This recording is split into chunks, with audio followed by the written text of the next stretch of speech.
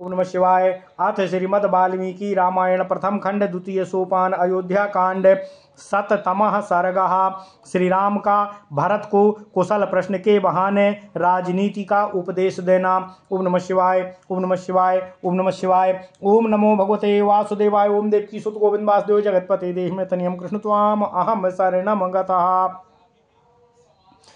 जटिलं चीरवसनं प्राञ्जलिं पतितं भुवि ददर्श रामो दुर्दर्शं युगान्ते भास्करं यथा कथञ्चिदाभिविज्ञाय निवर्णो वदनं कृशं भ्रातरं भरतं रामः परिजग्राह्य पाणिना आघ्राय रामस्तं मूर्ध्नि परिष्वज्य च राघवम् अंके भरतमारोप्य पर्यपृच्छत सादरम् क्वानु ते भूतपिता तात यदरण्यं त्वमागतः नाहि त्वं जीवतस्तस्य वनमागन्तुमर्हसि चिरस्य बत पश्यामि दूराद भरतमागतं दुष्प्रतीकामरेण्यस्मिन् किं तातो वनमागतः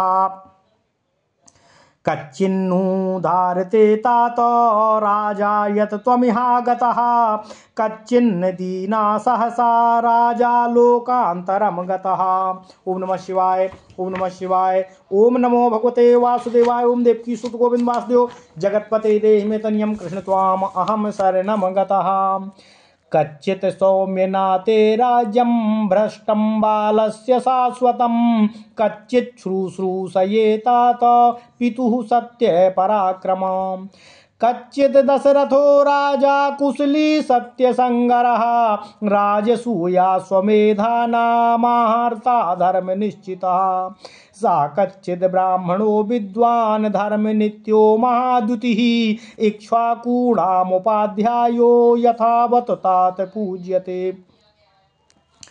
तात कच्चित् कौसल्या सुमित्रा च प्रजावती सुखिनी कच्चिदार्या च देवी नंदति कैकेयी कच्चिद् विनय संपन्नः कुलपुत्रो बहुश्रुतः अनसूयुरनुद्रष्टा सत्कृतस्ते पुरोहितः कच्चिदग्निसुते युक्ते विधिज्ञो मतिमान् रजुः हुतं चाहोष्यमाणं च काले वेदयते सदा कच्चिद् देवान् पितॄन् भृत्यान् गुरून् पितृसमानपि वृद्धाश्च तात वैद्याश्च ब्राह्मणाश्चाभिमन्यसे ईश्वस्त्रावरसम्पन्नमर्थशास्त्र विशारदम् असुधन्वानामुपाध्यायं कच्चित् त्वं तात मन्यसे कच्चिदात्मसमसासूरा श्रुतवन्तो जितेन्द्रियाः कुलीनाश्चेङ्गितज्ञाश्च कृतास्ते तात्र मन्त्रिणः मन्त्रो विजयमूलं हि राज्ञां भवति राघव सुसंवृत्तो मन्त्रिधुरैरमात्मये शास्त्रको विदय कच्चिन्निद्रावसमनयसि कच्चित् काले बबुध्यसे कच्चित् चापर रात्रेषु चिन्तयस्यर्थ नैपुणम् कच्चित् मंत्रयसे नैको कच्चिन्न बहुभिः सह कच्चित् ते मंत्रितो मंत्रो राष्ट्रं च परिवार कच्चित् ते मंत्रितो मंत्रो राष्ट्रं न परिधावति कच्चिदर्थं विनिश्चित्य लघुमूलं महोदयं क्षिप्रमारभसे कर्म न दीर्घयसि राघव कच्चिन्नु सुकृतान्येव कृतरूपाणि वा पुनः विदुस्ते सर्वकार्याणि न कर्तव्यानि पार्थिव कच्चिन्न तर्कैर्युक्त्या यावे चाप्या परिकीर्तिता कच्चिन्न तर्कैर्युक्त्या वा ये चाप्य परिकीर्तिता त्वया वा तव वात्मार्य बुध्यते तात मंत्रितम् कच्चित् सहस्रैर्मूर्खाणामेकमिच्छसि पंडितं पंडितो ह्यर्थकृच्छ्रेषु कुर्या नृषेयसममातो सहस्राण्यपि मूर्खाणां यद्युपास्ते महीपति अथवाप्यायुतान्येव नास्ति तेषु सहायता एकोऽप्यमात्यो मेधावी सूर्यो दक्षो विचक्षणः राजानं राजपुत्रं वा प्रापयेन महती श्रियम् कच्चिन्मुख्या महस्त्वेव मध्यमेषु च मध्यमा जघन्याश्च जघन्येषु भृत्यास्ते तात योजिताः आमात्यानुपधाति तान् पितृपैतामहान् शुचीन् श्रेष्ठान् श्रेष्ठेषु कच्चित् त्वं नियोजयसि कर्मसु कच्चिन्नोग्रेण दण्डेन भ्रशमुद्वेजिता प्रजा राष्ट्रे तवावजानन्ति मन्त्रिणा कैकेयी सुतः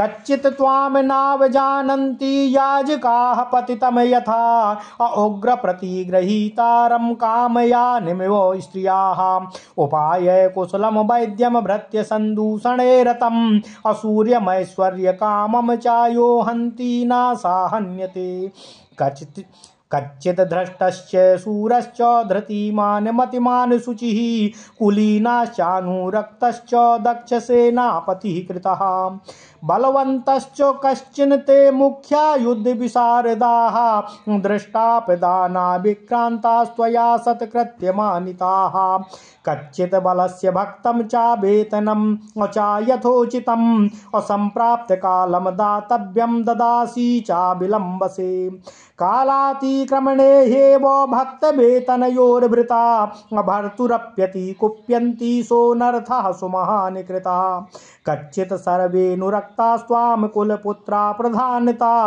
कच्चित् प्राणास्तवार्थेषु सन्त्यजन्ति समाहिताः। ओम नमः शिवाय, ओम नमः शिवाय, ओम नमः शिवाय।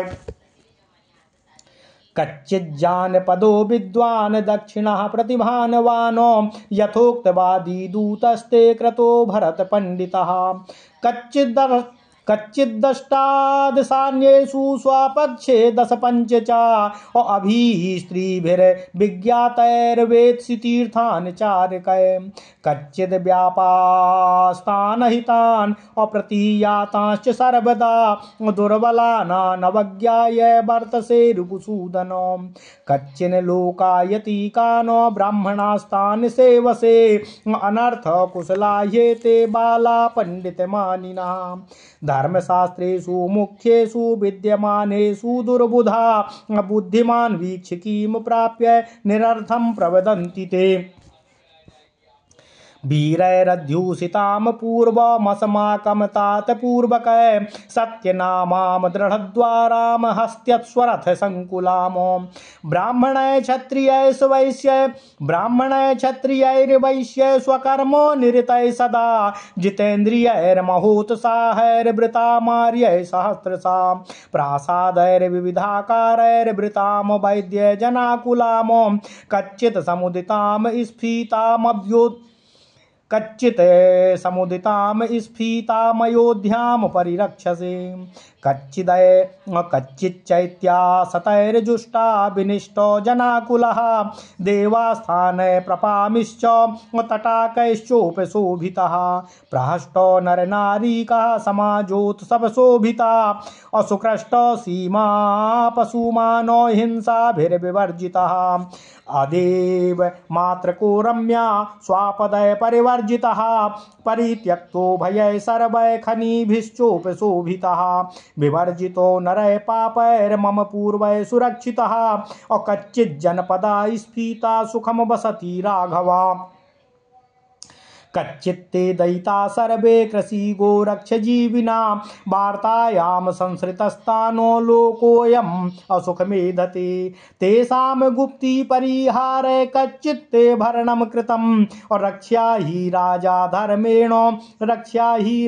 धर्मेण सर्वे विषयवासिनः कच्चित् श्रिया शान्त्यस्ते कच्चितास्ते सुरक्षितः कच्चिन्न श्रद्धदास्यायां कच्चित् गुहां नाभासते कच्चिन्नागमनं गुप्तं कच्चित्ते सन्ति धेनुकाः कच्चिन्नो गणिका स्वानां कुञ्जराणां चात्रप्यसि कच्चित् दर्शयसे नित्यं मनुषाणां विभूषितम् उत्थायोत्थाय पूर्वाह्णे राजपुत्रो महापथे कच्चिन्न सर्वे कर्मान्ताः प्रत्यक्षास्ते विशङ्कया सर्वे वा पुनरुत्सृष्टा मध्यमेवात्र कारणम् कच्चित् दुर्गाणि सर्वाणि धनधान्यायुधोदकैः यन्त्रैश्च प्रतिपूर्णानि तथा शिल्पी धनुर्धरे आयस्ते विपुलः कश्चित् कच्चिदल्पतरो व्ययः अपात्रेषु चानाते कश्चित्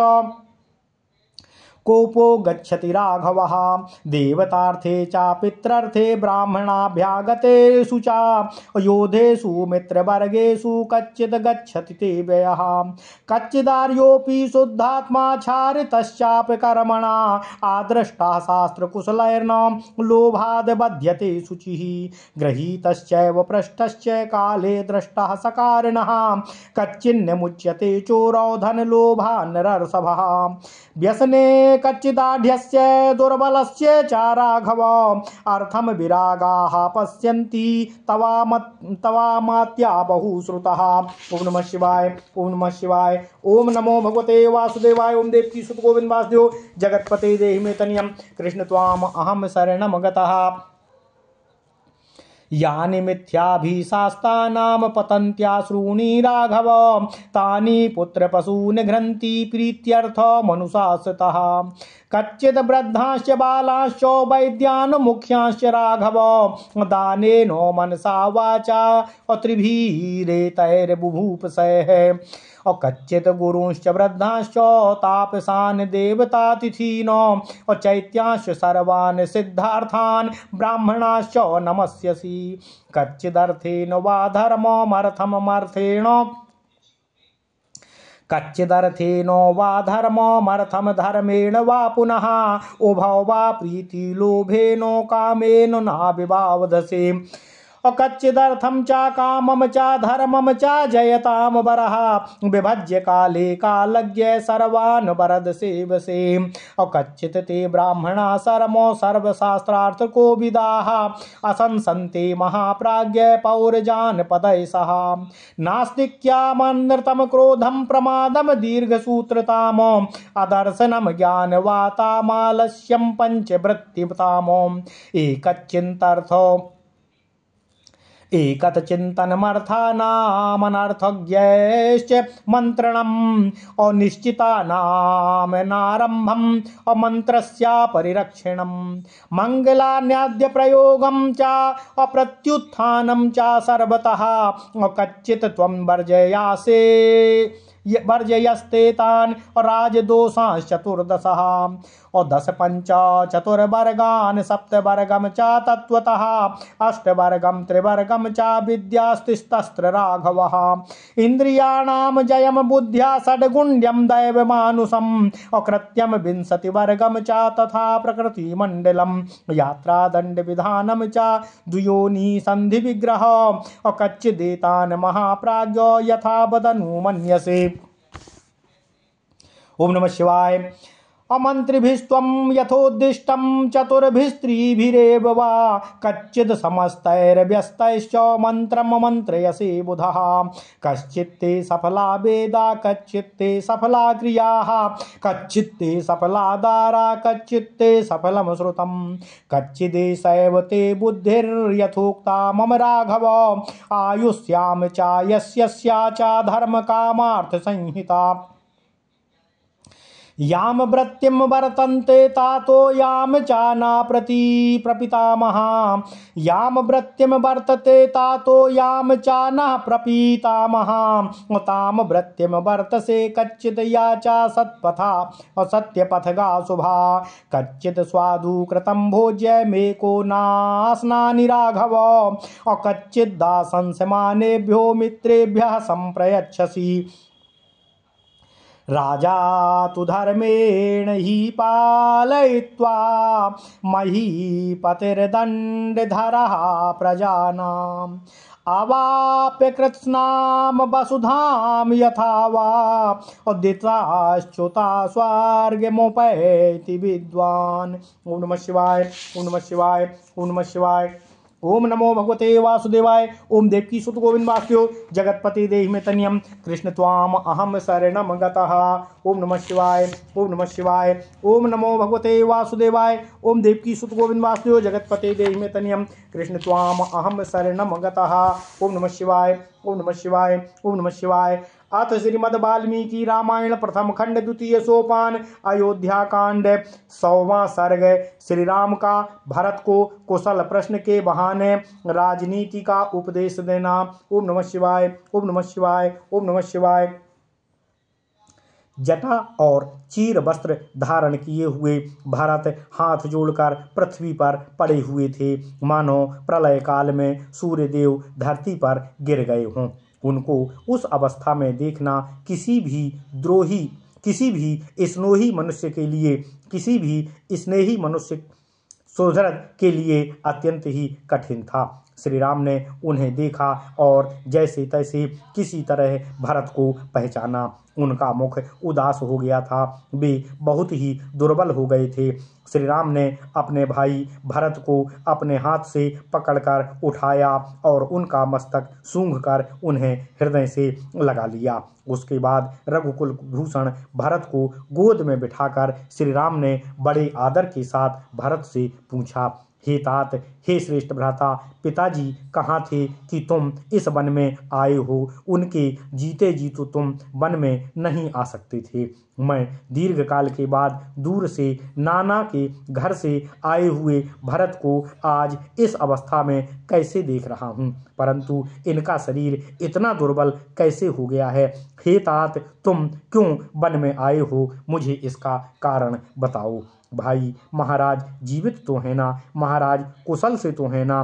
कहीं ऐसा तो नहीं हुआ कि वे अत्यंत दुखी होकर सहसा ही परलोकवासी हो गए हैं और इसलिए तुम्हें स्वयं यहाँ वन में मेरे पास आना पड़ा हो? हे सौम्य, तुम अभी बालक हो, इसलिए परंपरा से चला आता हुआ तुम्हारा राज्य कहीं नष्ट तो नहीं हो गया है? हे सत्य पराक्रमी तात, हे भरत, तुम पिताजी की सेवा शुश्रूषा विधि अनुसार तो कर रहे हो ना? जो धर्म पर अटल रहने वाले हैं तथा जिन्होंने राजसूय एवं अश्वमेध यज्ञों का अनुष्ठान किया है, वे सत्य प्रतिज्ञ महाराज दशरथ पूरी तरह कुशल से तो है ना? हे तात, क्या तुम सदा धर्म में तत्पर रहने वाले विद्वान ब्रह्मवेत्ता और इक्ष्वाकु कुल के आचार्य महातेजस्वी वशिष्ठ जी की यथावत पूजा और सम्मान तो करते हो ना? हे भाई, क्या माता कौशल्या सुख से हैं?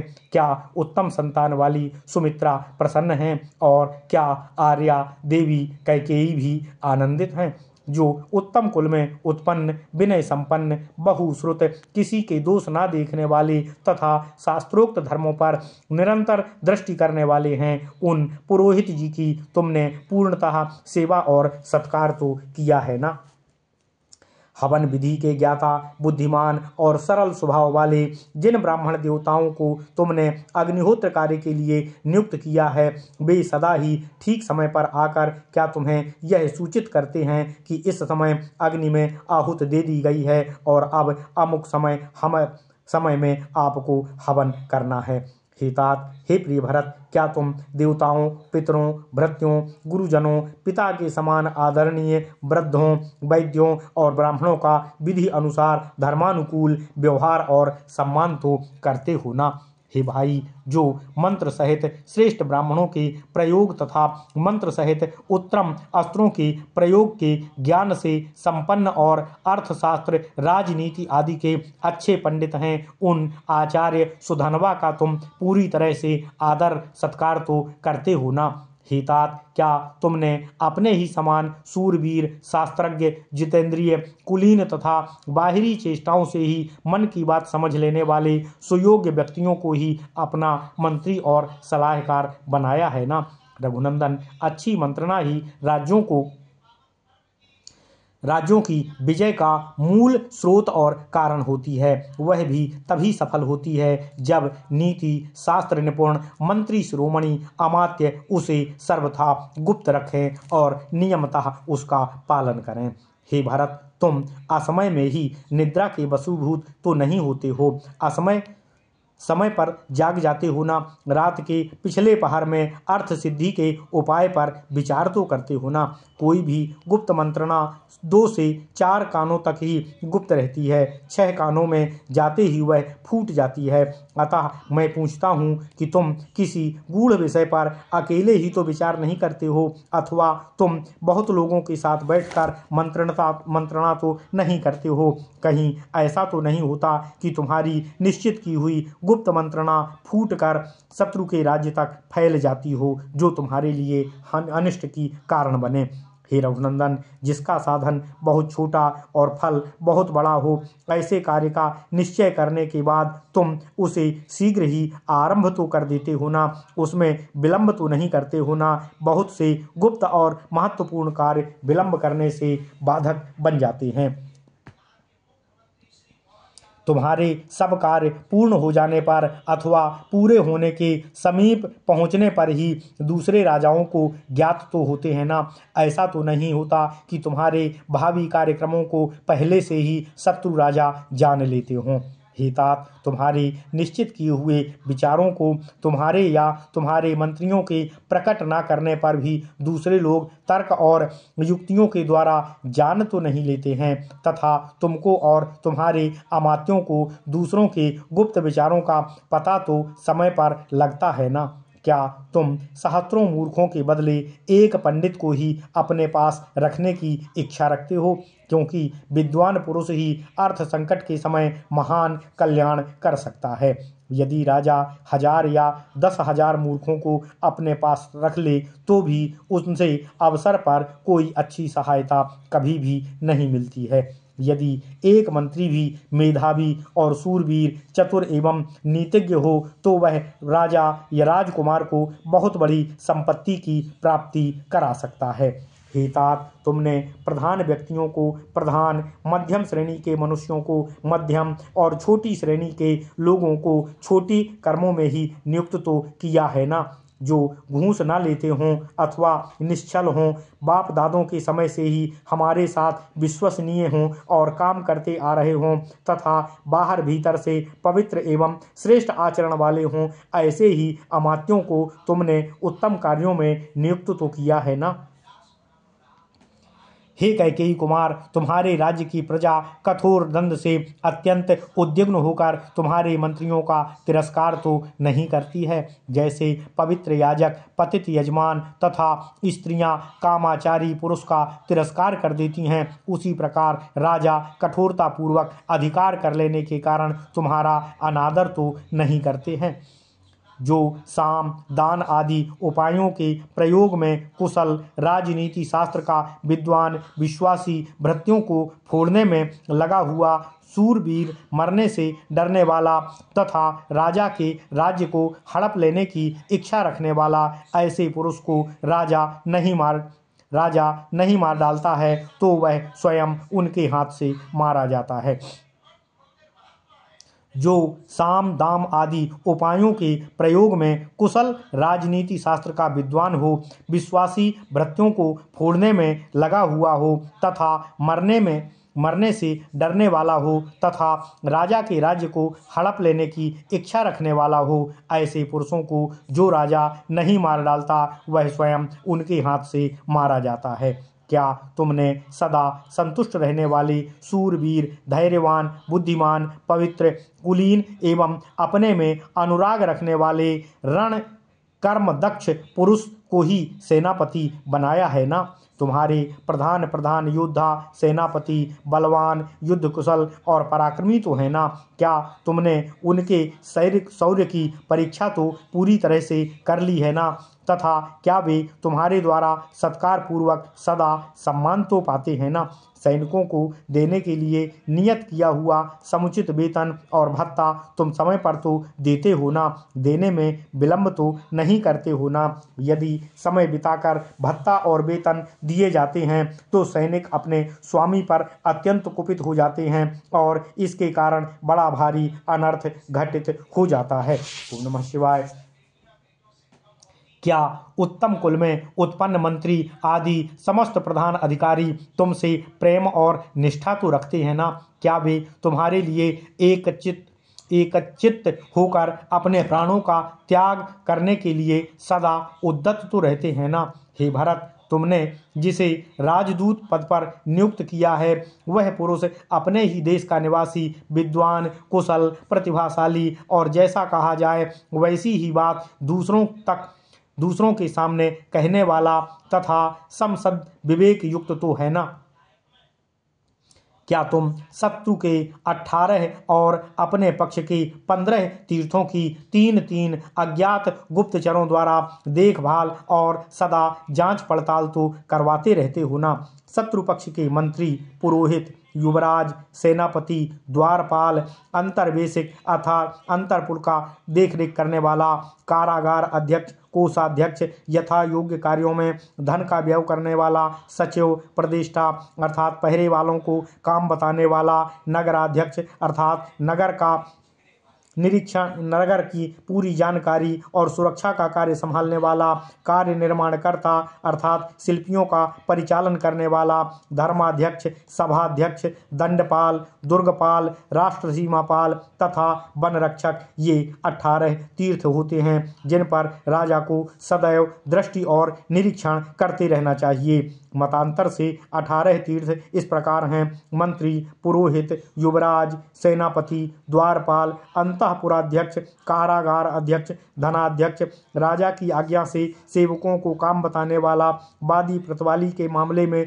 पूछताछ करने वाला, प्रांग विभाग अर्थात वकील, धर्म साधनाधिकारी अर्थात न्यायाधीश, व्यवहार निर्णेता, सभ्य, सेना को जीविका निर्वाह के लिए धन आवंटित करने वाला, सेना नायक, कर्मचारियों को काम पूरा होने पर वेतन देने के लिए राजा से धन लेने वाला, नगराध्यक्ष, राष्ट्र सीमापाल तथा वन रक्षक, दुष्टों को दंड देने का अधिकारी तथा जल, पर्वत, वन एवं दुर्गम भूमि की रक्षा करने वाला। इन पर राजा को सदा दृष्टि रखनी चाहिए। उपर्युक्त 18 तीर्थों में से आदि के 3 को छोड़कर शेष 15 अपने पक्ष के भी सदा परीक्षणीय होते हैं जिन पर राजा को सदैव ध्यान रखना चाहिए और इन पर विधिवत निगरानी रखते हुए अपनी जानकारी में सभी पक्षों को रखना चाहिए।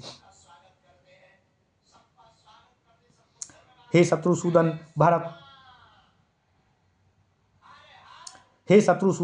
भरत, जिन शत्रुओं को तुमने राज्य से निकाल दिया है वे यदि फिर लौटकर आते हैं तो तुम उन्हें दुर्बल समझकर उनकी उपेक्षा तो नहीं करते हो। हे तात, तुम कभी नास्तिक ब्राह्मणों का संग तो नहीं करते हो क्योंकि वे बुद्धि को परमार्थ की ओर से विचलित करने में कुशल होते हैं तथा वास्तव में अज्ञानी होते हुए भी अपने को बहुत बड़ा पंडित और धर्मज्ञ मानते हैं। उनका ज्ञान वेद के विरुद्ध होने के कारण दूषित होता है और वे प्रमाणभूत प्रधान धर्मशास्त्रों के होते हुए भी तार्किक बुद्धि का आश्रय लेकर व्यर्थ बकवाद किया करते हैं।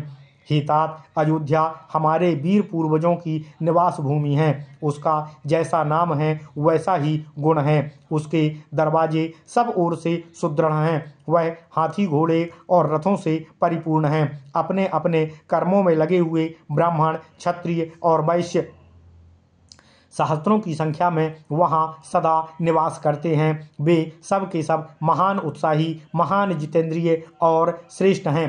नाना प्रकार के राजभवन और मंदिर उसकी शोभा बढ़ाते हैं। वह नगरी बहुसंख्यक विद्वानों से सदा संतृप्त और भरी हुई रहती है। ऐसी अभ्युदयशील और समृद्धशालिनी नगरी अयोध्या की तुम भली भांति रक्षा तो करते हो ना। हे रघुनंदन, हे भरत, जहाँ नाना प्रकार के अश्वमेध आदि महायज्ञों के बहुत से चयन प्रदेश अर्थात अनुष्ठान स्थल शोभा पाते हैं, जिसमें प्रतिष्ठित मनुष्य अधिक संख्या में निवास करते हैं। अनेकानेक देवस्थान, पौंसले और तालाब जिसकी शोभा बढ़ाते हैं, जहाँ के स्त्री पुरुष सदा प्रसन्न रहते हैं, जो सामाजिक उत्सवों के कारण सदा शोभा संपन्न दिखाई देते हैं, जहाँ खेत जोतने में समर्थ पशुओं की अधिकता है, जहाँ किसी प्रकार की हिंसा नहीं होती, जहाँ खेती के लिए वर्षा के जल पर निर्भर नहीं रहना पड़ता, जहाँ नदियों के जल से ही सिंचाई होती है, जो बहुत ही सुंदर और हिंसक पशुओं से रहित है, जहाँ किसी भी तरह का भय नहीं है, नाना प्रकार की खाने जिनकी शोभा बढ़ाती हैं, जहाँ पापी मनुष्यों का सर्वथा अभाव है, जहाँ हमारे पूर्वजों ने जिसकी भली भांति रक्षा की है, वह अपना कौशल देश धन धान्य से संपन्न और सुखपूर्वक बसा हुआ तो है ना। हे तात, कृषि और गोरक्षा से आजीविका चलाने वाले सभी वैश्य तुम्हारे प्रीति पात्र तो हैं ना, क्योंकि कृषि और व्यापार आदि में संलग्न रहने पर भी यह लोक सुखी एवं उन्नतिशील होता है। हे भरत, उन वैश्यों को इष्ट की प्राप्ति कराकर और उनके अनिष्ट का निवारण करके तुम उन सब लोगों का विधिवत भरण पोषण तो कर रहे हो ना, क्योंकि राजा को अपने राज्य में निवास करने वाले सभी लोगों का धर्मानुसार पालन पोषण करना चाहिए। क्या तुम अपनी स्त्रियों को संतुष्ट तो रखते हो? क्या वे तुम्हारे द्वारा भली भांति सुरक्षित तो रहती हैं? तुम उन पर अधिक विश्वास तो नहीं करते हो? उन्हें अपनी गुप्त बात तो नहीं बताते हो? जहाँ हाथी उत्पन्न होते हैं वे जंगल तुम्हारे द्वारा सुरक्षित तो है ना? तुम्हारे पास दूध देने वाली पर्याप्त गौवें तो है ना? अधिक संख्या में तो है ना? अथवा हाथियों को फंसाने वाली हथनियों की तो तुम्हारे पास कमी नहीं है। तुम्हें हथनियों, घोड़ों और हाथियों के संग्रह की कभी तृप्ति तो नहीं होती है। हे राजकुमार, क्या तुम प्रतिदिन पूर्वाह्न काल में वस्त्राभूषणों से विभूषित हो प्रधान सड़क पर जाकर नगरवासी मनुष्यों को दर्शन तो देते हो ना? क्या हे भरत, क्या कामकाज में लगे हुए सभी मनुष्य निडर होकर तुम्हारे सामने आते तो हैं ना? अथवा वे सदा तुमसे दूर तो नहीं रहते हैं, क्योंकि कर्मचारियों के विषय में मध्यम स्थिति का अवलंबन करना ही अर्थ सिद्धि का मूल आधार और कारण होता है। क्या तुम्हारे सभी दुर्ग और किले धन धान्य अस्त्र शस्त्र जल यंत्र मशीन शिल्पी तथा धनुर्धर सैनिकों से पूरी तरह भरे हुए तो है ना? हे रघुनंदन, क्या तुम्हारी आय अधिक और व्यय बहुत कम है? तुम्हारे खजाने का धन अपात्रों के हाथ में तो नहीं जा रहा है। देवता, पितर, ब्राह्मण, अभ्यागत, योद्धा तथा मित्रों के लिए ही तो तुम्हारा धन खर्च होता है। कभी ऐसा तो नहीं होता कि कोई मनुष्य किसी श्रेष्ठ निर्दोष और शुद्धात्मा पुरुष पर भी दोष लगा दे तथा शास्त्र ज्ञान में कुशल विद्वानों द्वारा उसके विषय में विचार किए बिना ही लोभवश उन्हें आर्थिक दंड दे दिया जाता हो। हे नरश्रेष्ठ, जो चोरी में पकड़ा गया हो, जिसे किसी ने चोरी करते समय देखा हो, पूछताछ से भी जिसके चोर होने का प्रमाण मिल गया हो तथा जिसके विरुद्ध चोरी का माल बरामद हो गया हो, और भी बहुत से कारण हों, ऐसे चोर को तुम्हारे राज्य में धन लालच से छोड़ तो नहीं दिया जाता है। हे रघुकुल भूषण भरत, यदि धनी और गरीब में कोई विवाद छिड़ा हो और वह राज्य के न्यायालय में निर्णय के लिए आया हो, तो तुम्हारे बहुज्ञानी मंत्री धन आदि के लोभ को छोड़कर उस मामले पर नीतिगत विचार तो करते हैं ना? हे रघुनंदन, निरपराध होने पर भी जिन्हें मिथ्या दोष लगाकर दंड दिया जाता है, उन मनुष्यों की आंखों से जो आंसू गिरते हैं, वे पक्षपातपूर्ण शासन करने वाले राजा के पुत्र और पशुओं का नाश कर डालते हैं। हे राघव, क्या तुम वृद्ध पुरुषों, बालकों और प्रधान वैद्यों का आंतरिक अनुराग, मधुर वचन और धन दान इन तरीकों के द्वारा सम्मान तो करते हो ना? क्या हे भरत, गुरुजनों, वृद्धों, तपस्वियों, देवताओं, अतिथियों, चैत्य वृक्षों और समस्त पूर्ण काम ब्राह्मणों को सदा सम्मान पूर्वक नमस्कार तो करते हो ना। हे भरत, क्या तुम अर्थ के तद्वारा धर्म को तथा धर्म के द्वारा अर्थ को हानि तो नहीं पहुंचाते हो, अथवा आसक्ति और लोभवश काम के द्वारा धर्म और अर्थ दोनों में बाधा तो नहीं आने देते हो। हे भरत, विजयी वीरों में श्रेष्ठ, समयोचित कर्तव्य के ज्ञाता तथा दूसरों को वर देने में समर्थ हे भरत, क्या तुम समय का विभाग करके धर्म, अर्थ और काम का योग्य समय में सेवन तो करते हो ना। हे महाप्राज्ञ, हे भरत, संपूर्ण शास्त्रों के अर्थ को जानने वाले ब्राह्मण पूर्ववासी और जनपदवासी मनुष्यों के साथ तुम्हारे कल्याण की कामना तो करते हैं ना। नास्तिकता, असत्य भाषण, क्रोध, प्रमाद, दीर्घ सूत्रता, ज्ञानी पुरुषों का संग न करना, आलस्य, नेत्र आदि पांचों इंद्रियों के वशीभूत होना, राज कार्यों के विषय में अकेले ही विचार करना, प्रयोजन को ना समझने वाले विपरीत दर्शी मूर्खों से सलाह लेना, निश्चित किए हुए कार्यों का शीघ्र प्रारंभ न करना, गुप्त मंत्रणा को सुरक्षित न रखना अर्थात प्रकट कर देना, मांगलिक आदि कार्यों का अनुष्ठान न करना तथा सब शत्रुओं पर एक ही साथ चढ़ाई कर देना, ये राजा के 14 दोष माने गए हैं। तुम इन दोषों का सदा परित्याग तो करते हो ना। हे महाप्राज्ञ भरत, 10 वर्ग, पंचवर्ग, चतुर्वर्ग, सप्तवर्ग, अष्टवर्ग, त्रिवर्ग, 3 विद्या, बुद्धि के द्वारा इंद्रियों को जीतना, 6 गुण, दैवी और मानुषी बाधाएं, राजा के नीतिपूर्ण कार्य, विसंगति वर्ग, प्रकृति मंडल, यात्रा अर्थात शत्रु पर आक्रमण, दंड विधान, व्यूह रचना तथा 2 गुणों की योनिभूत संधि और विग्रह, इन सब की ओर तुम यथार्थ रूप से ध्यान तो देते हो ना। इनमें से त्यागने योग्य दोषों को त्याग कर ग्रहण करने योग्य गुणों को तुम ग्रहण तो करते हो ना।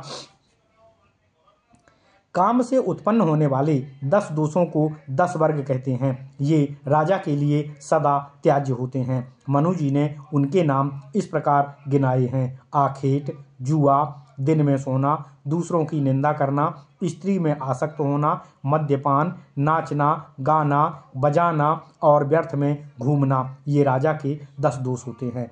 जल दुर्ग, पर्वत दुर्ग, वृक्ष दुर्ग, ईरण दुर्ग और धनव दुर्ग, ये 5 प्रकार के दुर्ग पंचवर्ग कहलाते हैं। इनमें आरंभ के 3 तो प्रसिद्ध हैं ही। जहाँ किसी प्रकार की खेती नहीं होती ऐसे प्रदेश को ईरण कहते हैं। बालू से भरी हुई मरुभूमि को धनव कहते हैं।